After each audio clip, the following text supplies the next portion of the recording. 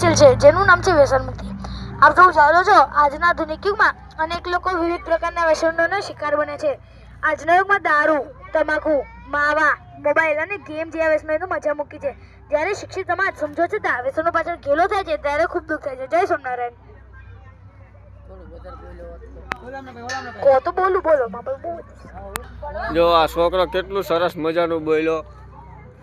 આ જો વ્યસન મુક્ત કરવું જરૂરી છે, એ છોકરાનું કેવું સારું છે। જો આપણે સાંભળો જય સ્વામિનારાયણ। નવાઈની વાત તો એ જ છે કે સિગારેટના બોક્સ ઉપર સ્પષ્ટ ચેતવણી આપેલી હોય છે, સિગરેટ પીવી આપણા સ્વાસ્થ્ય માટે હાનિકારક છે। આ વાતને જાણવા છતાં તેમાં કૂદી પડવું શું આ શિક્ષિત વર્ગની બુદ્ધિ માટે છે? શું આ વિજ્ઞાનનો વિકાસ છે? શું આવો યુવા ભારતનું ભવિષ્ય છે? શું આને ધનવાન અને પ્રતિષ્ઠિત તરીકે ઓળખો? શું તમે નવી પેઢીને સુખી જોવા ઈચ્છો છો? હું તમને જ પૂછું છું। જો જવાબ હા હોય ને તો તેમને વ્યસનથી રાખવા ખાસ જરૂરી છે। જય સ્વામિનારાયણ। જય સ્વામિનારાયણ। વ્યસન મુક્ત બુધાલાલ ખાવાથી આવું થાય, વ્યસન ન કરવું જરૂરી છે। કેવડો છોકરો મસ્ત સરસ મજાનું બોલ્યો।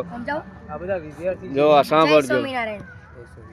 આજે માણસે મરવું પસંદ છે અને મૂકવું મંજૂર નથી। બીડી સિગારેટ તમને બંધ કરે એના પહેલા બીડી સિગારેટ તમે બંધ કરો।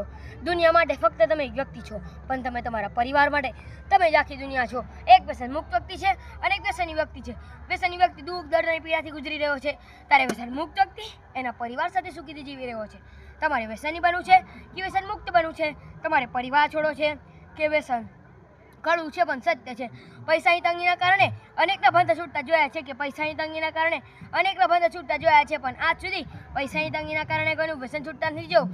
જ્યારે તમે વ્યસન છોડો છો ને, ત્યારે ફક્ત તમારા માટે નહીં, પણ તમારા પરિવાર અને પ્રેમીજનો માટે પણ એક આશાની કિરણ બંધાય છે। એ તમાકુ એટલે શું ખબર છે?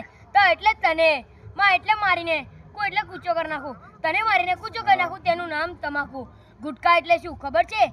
ગુ એટલે ગુજરી જવાની, ટ એટલે ટકોરબંધ, ખા એટલે ખાધી, ગુજરી જવાની ટકોરબંધ ખાધી, તેનું નામ ગુટકા। શરાબ એટલે શું ખબર છે? સ એટલે શરીરને, ર એટલે રાગ કરતી, બ એટલે બધી, શરીરને રાગ કરતી બધી, તેનું નામ શરાબ। તમે ક્યારે 5 લાખની ગાડીમાં કેરોસીન નાખ્યું છે? કેમ નહીં ને? ગાડીનું ઇન્જન ખરાબ થઈ જાય તો મોડામાં દારૂ, તમાકુ, માવા, બીડી નાખતા વિચાર્યું છે કે તમારું લીવર, ફેફસા અને મોઢું ખરાબ થઈ જશે? તો 5 લાખની ગાડીની એટલી ચિંતા કરો છો તો તમારા અમૂલ્યવાન શરીરની પણ એટલી ચિંતા કરો જેટલી 5 લાખની ગાડીની કરો છો। જય સ્વામિનારાયણ। જય સ્વામિનારાયણ।